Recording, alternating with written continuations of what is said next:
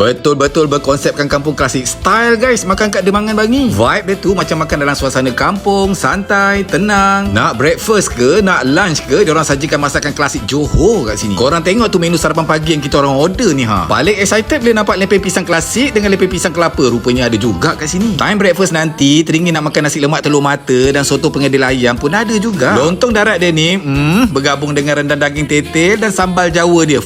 Menjadi sungguh. Lagi satu yang aku suka kat sini kan, dia ada set teko kopi arang. Layan je cicah dengan biskut kering. Okey, kalau korang nak layan lauk-lauk kampung macam ni, korang datanglah sini tengah hari. Kiranya lunch kat sini, kalau korang pening tak tahu nak order apa, bila datang nanti, aku recommend apa yang korang tengok ni. Nampak simple tapi sedap, senang cerita dan lengkap semua ada. Korang kena cuba masak lemak cili api dia ni. Sekali hirup pun dah wow. Satu leg ayam dia bagi, puaslah makan dengan nasi. Bergabung pula dengan kacang panjang belacan dia.